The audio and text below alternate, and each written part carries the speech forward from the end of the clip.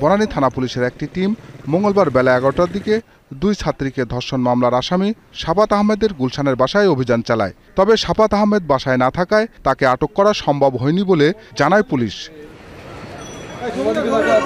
তবে তার বাবা আমিন জুয়েলার্সের মালিক দিলদার আহমেদকে জিজ্ঞাসাবাদ করা হয়েছে। না না, আসামি নাই। আমরা পাইনি। পাসপোর্টটা কোথায়? পাসপোর্ট কি জব্দ করছেন আপনারা? পাসপোর্টের কথা আমরা ওনাকে জিজ্ঞাসাবাদ করছি। আমরা পাসপোর্টটা থাকলে আমরা সার্চ করতেছি। পাসপোর্টটা আমরা না না এরকম অন্য দুই আসামির বাসায় কি আপনারা গিয়েছিলেন? হ্যাঁ, সব জায়গায় আমরা সব আসামির বাসায় যাচ্ছি। কাউকে পাওয়া যায়নি এখনো? আমরা এনিহাও আমরা এখানে করছি, সার্চ করছি, এখানে নাই। আপন জুয়েলার্সের মালিক দাবি করেন তার ছেলেকে ব্ল্যাকমেইল করা হয়েছে। আমার ছেলেটা কিন্তু ব্ল্যাকমেইলের শিকার হচ্ছে কিছু। এদিকে মামলার বাদী ও বিশ্ববিদ্যালয়ের ছাত্রী জানান, জন্মদিনের অনুষ্ঠানের কথা বলে শাফাত আহমেদ বারবার হোটেলে যেতে বলে।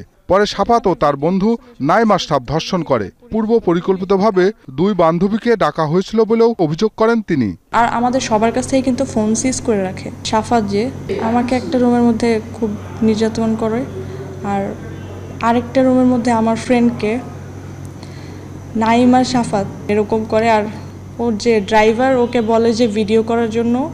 আমি শুধু আমার ফ্রেন্ডের ওই কান্নাগুলো শুধু শুনতে পাই, খুবই চিৎকার করতেছিল।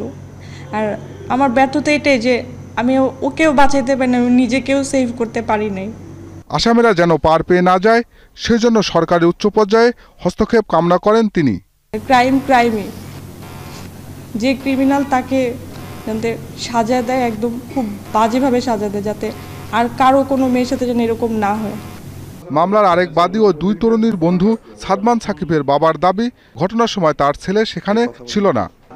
আমার ছেলে ওখান থেকে চলে আসার পরে ওখানে কি ঘটনা ঘটেছে অবশ্যই এটা তদন্ত হবে। তদন্ত হওয়ার পরে প্রকৃত ঘটনা বেরিয়ে আসবে এবং সেই অনুযায়ী অবশ্যই আমার বিশ্বাস প্রশাসন প্রয়োজনীয় পদক্ষেপ গ্রহণ করবেন। গেল 28 মার্চ রেন্টি হোটেলে নিয়ে দুই বিশ্ববিদ্যালয় ছাত্রীকে ধর্ষণের অভিযোগে 5 জনকে আসামি করে 6 মে মামলা হয় রাজধানীর বনানী থানায়। আহমদ বাবু, 21 টেলিভিশন, ঢাকা।